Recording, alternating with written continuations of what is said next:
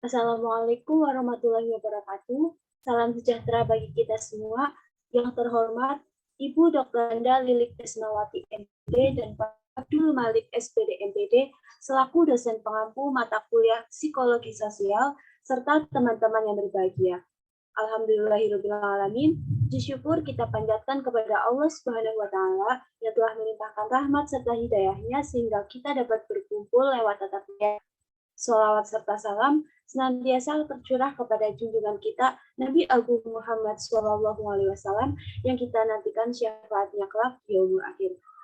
Pada kesempatan kali ini, perkenankanlah kami dari kelompok 1 akan mempresentasikan hasil kerja kelompok kami berkenaan dengan tema misi sosial. Sebelum itu, izinkan saya, Rina Nur Inayah, dengan NIM 1421028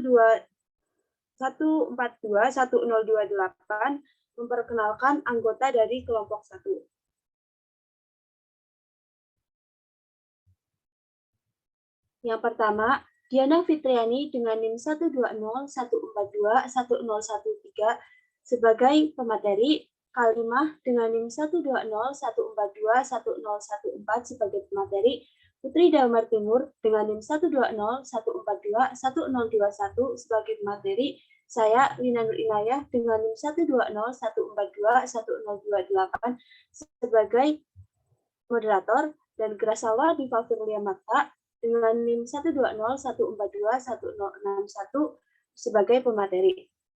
Untuk mempersingkat waktu, mari kita mulai presentasi kali ini. Langsung saja kepada Saudara Diana Fitriani dipersilakan untuk menyampaikan materi. Baik, terima kasih atas kesempatannya.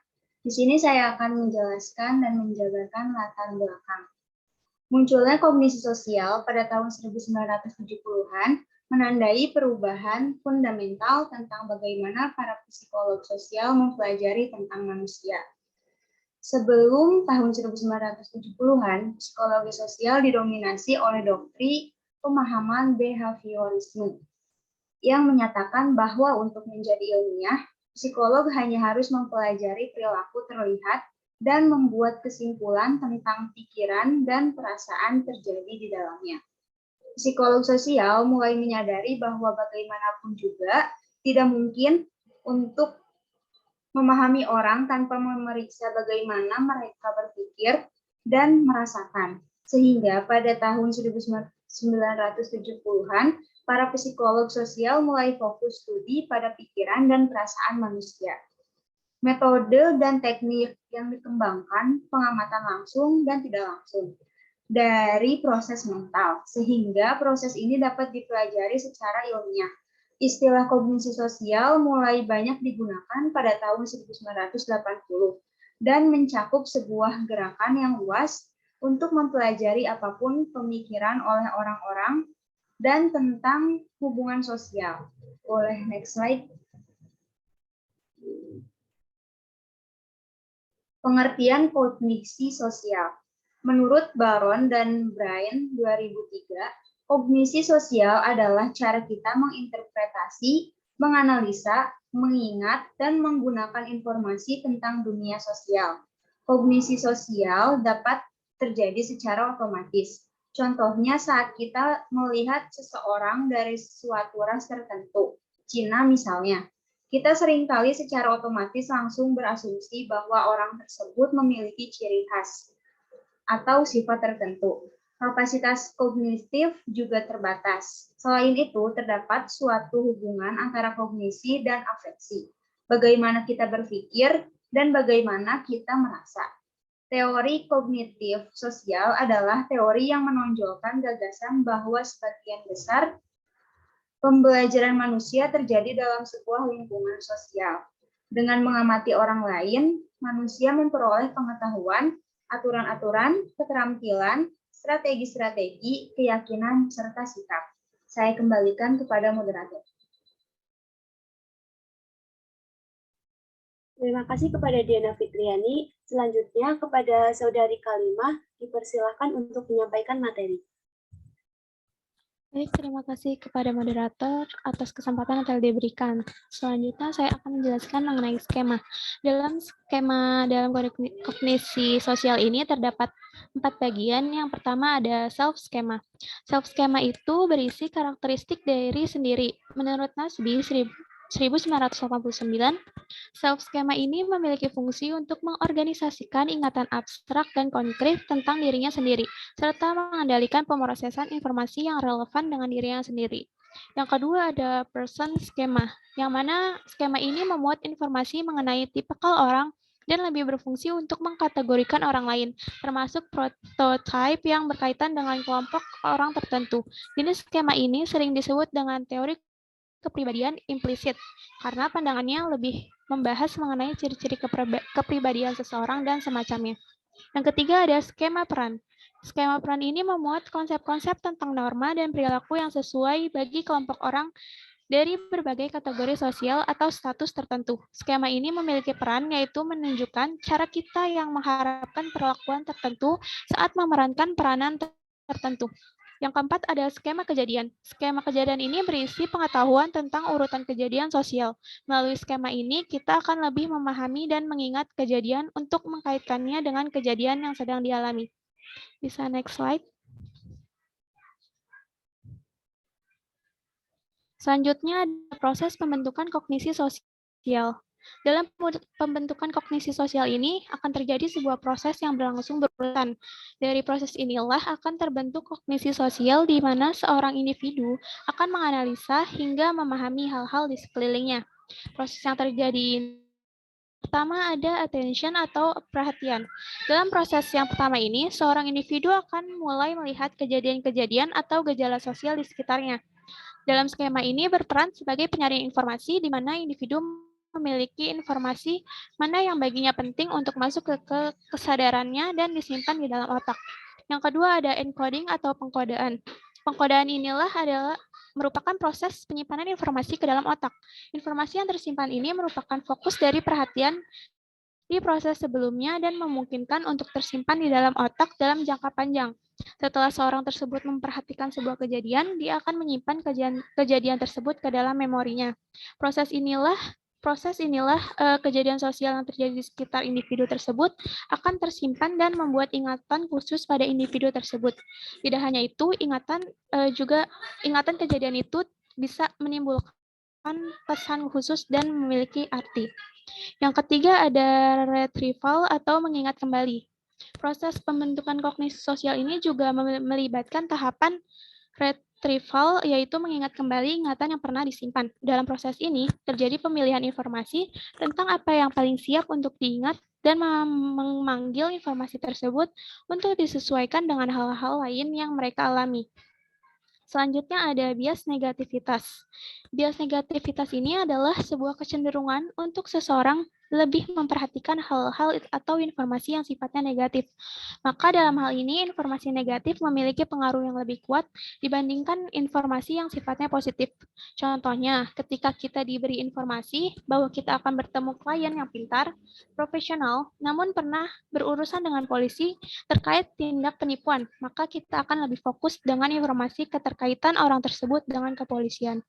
Yang kelima ada bias optimistik, yang mana bias ini adalah suatu predisposisi yang membuat seseorang individu selalu berharap apapun yang terjadi akan berakhir baik-baik saja sesuai harapannya.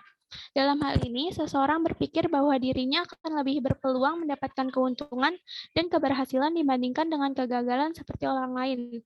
Contohnya adalah ketika pemerintah sering membuat program dengan target yang sangat tinggi dan yakin akan proyeknya selesai, namun target tersebut tidak diimbangi dengan perancangan yang matang. Ketika orang-orang ini mulai melihat bahwa hal-hal tidak berakhir sesuai harapan, mereka akan justru bersiap menghadapi hal-hal yang buruk dan menunjukkan pola pesimistik.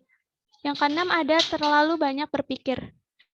Banyak di antara kita yang terlalu banyak berpikir sehingga bisa mempersulit diri sendiri dalam berpikir kognitif. Berpikir secara rasional dan sistematis akan lebih baik dan membantu menjaga fungsi kognisi sosial ini. Yang selanjutnya ada pemikiran kontrafaktual. Pemikiran ini berlawanan dengan keadaan yang sedang dialami. Misalnya pemikiran berandai-andai, Jika tidak begitu, pemikiran seperti ini akan memberikan pengaruh yang kuat terhadap afeksi seorang individu.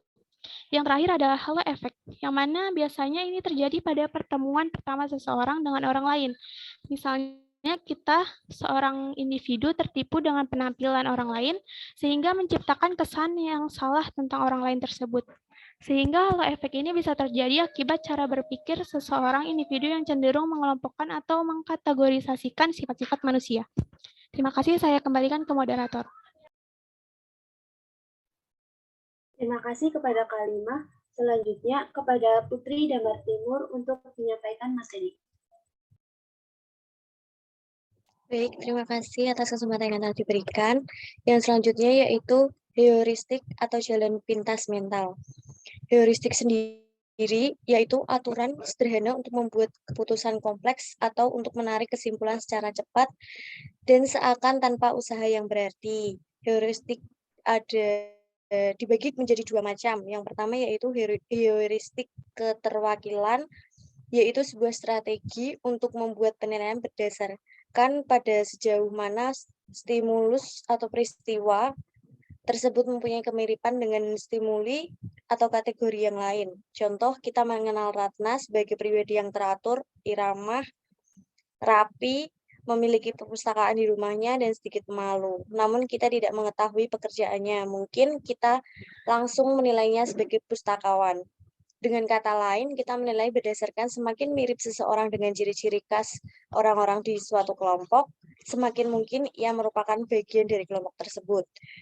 Yang kedua yaitu heuristik ketersediaan, yaitu sebuah strategi untuk membuat keputusan berdasarkan seberapa mudah suatu informasi yang spesifik dapat dimunculkan dalam benak kita. Heuristik ini dapat mengarahkan kita untuk melebih-lebihkan kemungkinan munculnya peristiwa dramatis, namun jarang karena peristiwa itu mudah masuk ke pikiran kita. Contoh, banyak orang merasa lebih takut tewas dalam kecelakaan pesawat daripada kecelakaan di darat. Hal ini karena fakta bahwa kecelakaan pesawat jauh lebih dramatis dan menyedot lebih banyak perhatian media. Akibatnya, kecelakaan pesawat lebih mudah terfikir sehingga berpengaruh lebih kuat dalam penilaian individu. 6 heuristik ini berhubungan dengan proses pemaparan awal, meningkatnya ketersediaan informasi sebagai hasil dari sering hadirnya rangsangan atau peristiwa-peristiwa khusus. Pemaparan awal bisa muncul bahkan ketika individu tidak sadar akan ada rangsangan yang telah dipaparkan sebelumnya. Disebut juga pemaparan awal otomatis. Cara lainnya adalah dalam proses otomatis yang terjadi ketika setelah berpengalaman melakukan suatu tugas atau mengolah suatu informasi tersebut yang seakan tanpa perlu usaha yang besar secara otomatis dan tidak disadari. Contohnya, saat pertama kali belajar sepeda, kita memerlukan perhatian khusus dalam mengendarainya.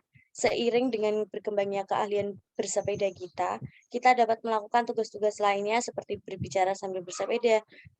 Begitu teraktivitasi, skema dapat menimbulkan efek perilaku yang otomatis. Saya kembalikan ke moderator. Baik, terima kasih kepada Putri Damar Timur.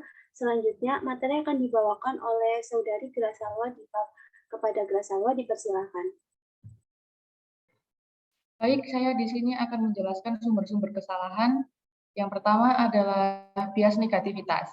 Hasil penelitian menunjukkan bahwa kemungkinan informasi negatif akan menonjol dalam ingatan kita dan karenanya dibandingkan dengan informasi yang positif, satu informasi yang negatif akan memberikan pengaruh yang lebih kuat. Hal inilah yang disebut sebagai bias negativitas, yaitu hal yang mengacu pada fakta bahwa kita menunjukkan sensitivitas yang lebih besar pada informasi negatif daripada informasi positif. Sebagai contoh, ketika sedang tertarik dengan seseorang, maka kita memperoleh informasi bahwa orang tersebut menyenangkan, baik, pintar, ramah, atau sangat menarik secara fisik, dan lain-lain. Namun ada informasi negatif, yaitu bahwa dia sangat pemilih dalam berteman, maka kemungkinan informasi inilah yang lebih melekat dalam ingatan, membayangkan betapa orang tersebut sombong, hanya mau berteman dengan orang kaya atau yang lainnya. Yang kedua adalah bias optimistik. Bias optimistik adalah predisposisi kita untuk mengharapkan agar segala sesuatu berjalan dengan baik. Sebagai contohnya, kebanyakan orang percaya bahwa mereka memiliki kemungkinan yang lebih besar dan orang lain untuk mengalami peristiwa yang positif, dan kemungkinan yang lebih kecil untuk mengalami peristiwa negatif. Misalnya, kebanyakan orang percaya bahwa mereka memiliki kemungkinan yang lebih besar dari orang lain untuk mendapatkan pekerjaan yang lebih baik, atau memiliki keluarga yang bahagia, hidup hingga usia tua, dan seterusnya. Yang ketiga adalah pemikiran kontrafaktual. Pemikiran kontrafaktual tersebut kecenderungan untuk membayangkan hasil yang lain daripada yang sesungguhnya terjadi dalam suatu situasi, atau berpikir tentang apa yang akan terjadi seandainya. Misalnya kita sakit flu, padahal seharusnya ada banyak tugas yang harus kita kerjakan, ada acara reuni dengan teman, menonton sepak bola dengan teman-teman, dan seterusnya. Maka kita akan berpikir, seandainya tidak sakit flu, maka saya bisa menyelesaikan seluruh tugas, atau menghindari acara reuni yang menyenangkan dan menonton acara sepak bola yang seru bersama teman-teman. Kemudian karena pengalaman ini, kita menjadi lebih menjaga kesehatan kita dan kemudian hari dengan menjaga pola makan, beristirahat yang cukup, dan lain-lain. Yang keempat ada pemikiran magis. Hasil penelitian menunjukkan bahwa sebagai manusia, kita cukup rentan terhadap pemikiran magis. Pemikiran seperti ini menimbulkan asumsi yang tidak berpegang pada rasionalitas, namun terasa kuat pengaruhnya. Pemikiran magis sendiri berpikir dengan melibatkan asumsi yang tidak berdasarkan dengan sesuatu yang mirip atau sama lainnya berasal dari sumber yang sama. Yang kelima, menekan pikiran. Pada waktu tertentu, setiap orang pernah mencoba untuk menekan pikiran tertentu untuk mencegah masuk ke dalam kesadaran. Misalnya, ada orang yang sedang diet, mungkin mencoba menghindari berbagai pikiran tentang makanan lezat atau makanan yang cenderung lebih enak. Orang yang sedang ingin berhenti merokok atau menghindari pikiran yang tentang kenikmatan merokok dan sebagainya. Hal ini disebut sebagai menekan pikiran yang usaha untuk mencegah pikiran tertentu memasuki alam kesadaran kita. Sekian penjelasan dari saya kembalikan kepada moderator. Terima kasih kepada Grasalwa atas penyampaian materinya. Slide selanjutnya. Pengaruh afeksi pada kognisi. Hasil penelitian menunjukkan bahwa kondisi perasaan sangat berpengaruh pada kesan pertama. Dengan kata lain, suasana hati saat ini dapat secara kuat mempengaruhi reaksi itu terhadap rangsang yang baru pertama kali kita temui. Misalnya, pada proses berlangsungnya wawancara pekerjaan, maka pewawancara yang sedang berada dalam suasana hati yang menyenangkan cenderung memberikan nilai yang baik terhadap orang yang diwawancarainya. Sebaliknya, jika suasana hatinya buruk, maka bisa jadi nilainya menjadi rendah.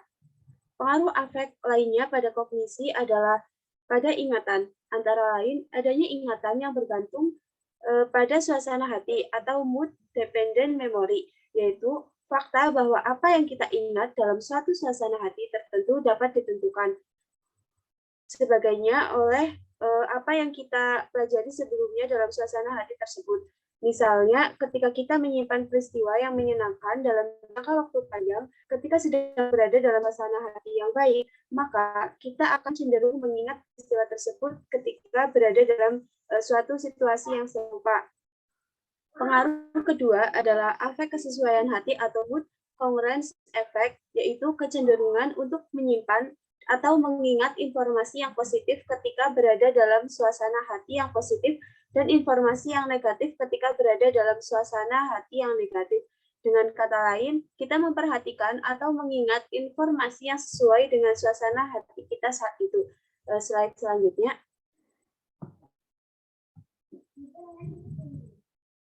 Kesimpulan, kognisi sosial adalah proses berpikir yang dilakukan seseorang untuk memahami dirinya sendiri dan orang lain. Kognisi adalah pengetahuan dan kesadaran atau tata cara di mana kita menginterpretasi, menganalisa, mengingat, dan menggunakan informasi tentang dunia sosial. Dalam teori kognisi sosial ini memiliki sebuah konsep, yaitu proses belajar dan mengamati di mana memiliki komponen yang saling berkaitan di dalamnya. Baik, sekian yang dapat kelompok kami sampaikan. Mohon maaf apabila ada kata-kata atau perbuatan yang kurang berkenan. Terima kasih. Wassalamualaikum warahmatullahi wabarakatuh. Waalaikumsalam warahmatullahi wabarakatuh.